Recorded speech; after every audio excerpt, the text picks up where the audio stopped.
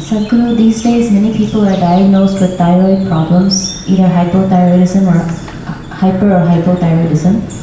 Even though we are consuming iodized salt, still thyroid problems are prevalent. What is the cause of the increase in these problems? Is it stress related, like diabetes or hypertension?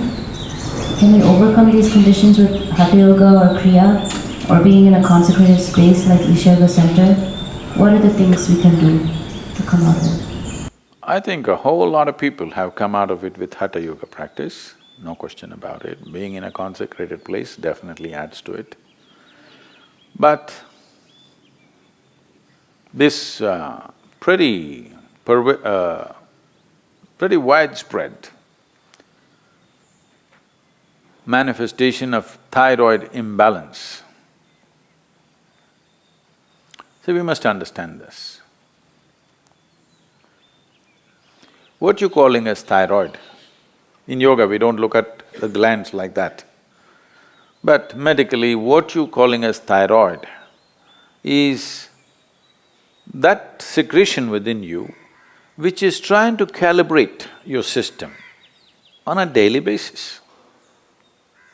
It's just calibrating how much digestion should happen, how much energy should be produced, how much fat should be produced, how much muscle should be built, everything. It's trying to calibrate your physical structure. Your physical structure is very closely related to your psychological structure. Today, there is substantial evidence to show you that if you sit here and think of the mountain, your glandular function will happen in a certain way. If you think about a tiger, it'll happen another way. You think about an ocean, it'll happen another way. You think of a man or a woman, it'll happen another way. Just a thought, nothing. No contact with mountain, no contact with tiger, no contact with man, woman or ocean. Just a thought will fluctuate the glandular function. I'm saying that is how fine the system is, that it is trying to calibrate everything to keep you in a good place. The problem with you is, you need a bullock cart because you are the missing link. You need a bullock cart, but they gave you a fine spaceship. Every little thing will do a world of things. Simply if you touch it, go boom, waves of stuff happening in the system. Simply if you look like this and make one conclusion about the tree, this will go into many varieties of chemical and other kinds of variations. Glandular functions will change. Wherever you may be, whether you're in Mumbai or New York or London, wherever, just look at the situation in which you're walking. Maybe socially you've gotten used to those things, but look at the kind of atmosphere you're walking in, the number of things that are happening, none of them are conducive for this life. You might have gotten adjusted to it. Maybe now you can't live out of those cities, that's another matter. But the life that you are is not seeking that kind of atmosphere. So the number of variations that are happening within you are not in your favor. Glandular dysfunction is just one manifestation. A very highly calibrated function of glandular function, one thing is the thyroid. It's easily noticeable. The first thing, your physiological and psychological parameters get thrown off a bit simply because disturbance. And another dimension is what's the disturbance that's happening from within you, your own psychological patterns. Another dimension of disturbance is what kind of food is getting into you. There is no way you can eat anything today which is not chemically infested. If you're eating very organic food, it's little organic chemicals they're using. It's come to that place. It's very difficult to eat something that's just grown in the wild forest. You can pluck out something and eat. That's very, very little, not even a small percentage of people are capable of eating that anymore. It's all from the marketplace. And what goes into the marketplace is all about more, not about what. And also this, in this country, all these things are gone now, don't worry. My grandmother, every day the vegetable seller, they used to come home with a basket. Just then in the morning they would have plucked, by 7:38 they're at the doorstep. When they come, and she will look at this, when she wants to buy it, she won't allow the vegetable seller to touch the vegetables. They plucked and brought it. It's fresh, just now it's come off the plant. But if it has to go into the balance or if she has to choose 1, 2, 3, 4 like this, she won't let them touch it. You don't touch my vegetables. This is not to keep bacteria away. She doesn't want that woman or that man to touch the vegetables that her children and grandchildren will eat. She will touch it in a certain way. She will fondle it, she'll caress it, she'll look at it like this, and then she will cut it and make it. Don't think this is all funny. If all these things are missing in your life, you have to take pills to manage your glandular function, and there is no way by popping a pill you can get it into balance, you can suppress it. You cannot get it into proper balance, no way, because every day it's different, every moment it's different. This is calibration, a very active calibration that's happening. You kill it and just take a pill and somehow manage. You are a little dysfunctional machine. With this dysfunctional machine will manifest in so many ways, and you will only know it when you stretch it. When you're living with minimal stuff, it won't show up. It's like this. See, even if you have a flat tire on your car, at 20 kilometers you can drive home,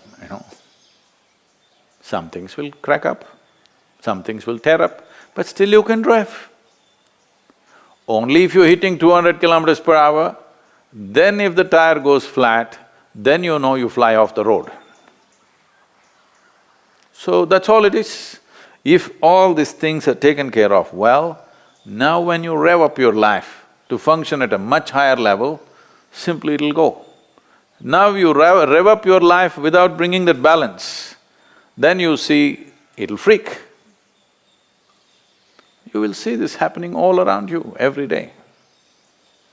So, to invest that much into our lives, well, you can't leave your city and go and live in the jungle. You can't leave the atmospheres and go away. At least you must equip yourself so that those things don't have too much impact on you. It'll anyway have impact, but how much is the question? How much impact? At least within your home, surround yourself with some plants. If there is no space, fill your room. This is going to have some freaky bedrooms. Open up half the roof. Oh, but there's another floor above, Sadhguru. Okay, open up the damn walls so that some sunlight comes into you. Yes. Not everything is closed and just one air conditioner is going brrrr all the time. This is one thing, the reverberations around you are freaking this body completely, all the time, brrrr. Particularly when I'm outside the country, particularly in United States. Even in Europe it's a little better. In United States, all the time something is buzzing, endlessly. When I come here, it's like, just still, which makes you alive. Everything is buzzing, you're like Most people are not conscious of it, but it's happening to them. The very fact that they're sleeping 8 hours a day is just that they are not living in their natural habitat. They are trying to protect themselves by sleeping. So, to protect yourself from disease, to protect yourself from mental illnesses, to protect yourself from all kinds of imbalances, you sleep 8, 10 hours a day. This is half your life, you're dead. Death is always a good fix. But that's not the fix we are looking for. We are looking for a life fix, not an end fix. If you end something, it is fixed, isn't it? Fixed or no? Fixed, but not the way we want. We want to be here, alive and be fully fixed. So if this has to happen, you can. I know you may look freaky, even I will think you're freaky. But you can bring some plant life into place where you sleep. When you walk, you must always be conscious of the life other than human life. Most people are not even conscious of the human beings, so I'm reminding you, you must be conscious of everything that is alive. A tree, a plant, a blade of grass, a grasshopper hopping, and the people that you don't like are passing by. All kinds of things. You must be alive to everything. Don't need to do any, oh, I love the tree. You don't have to love the tree. You have to be nourished by it. That's the only way to live. You like it or not, it's nourishing you right now. Consciously, if you do it, everything will work better. Something as simple as being alive to everything around you, indiscriminately, may regularize your thyroid problems. Of course, morning Hatha Yoga is there, Kriyas are there, all these things will definitely help, and the consecrated, powerfully consecrated spaces are there. Many things. One of the main reasons is human beings are becoming less and less active as technology grows. In a day, on an average human being, how much activity, physical activity they used to perform in the past, previous generations of people, and how much physical activity all of us are performing right now is abysmally low. With such a low level of activity, keeping the balance in the system is difficult. So little imbalance, don't go to bed.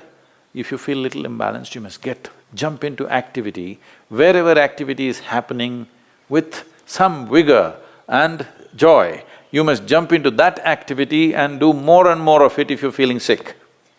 Really. Because the moment you go back, you're empowering that. Well, if you're very ill, that's a different thing. But otherwise, you must… we are talking about essentially glandular dysfunction of various kinds. Activity is a simple solution for everything. And don't make activity, for those of you in New York, I'm telling you, don't make activity, you have that health band on your thing. 10 steps, 12 steps. Don't do this, that's not the way to do activity, you may get more sick by doing that. Simply, joyfully doing something. Being joyfully alive. Activity is, if you do not know how to sit here and be exuberantly alive, just go and play. Play a game, run around simply. Just imitate the grasshopper when you're walking. Try. Why not? You never did this? This is the problem with you. When you go now, I want to see you because you're going to walk on the grass. You better grow like a grasshopper. Chuk, chuk, chuk, chuk, chuk. You will see how much aliveness will happen with you. Essentially, your fundamental problem is you have become bloody serious about your life.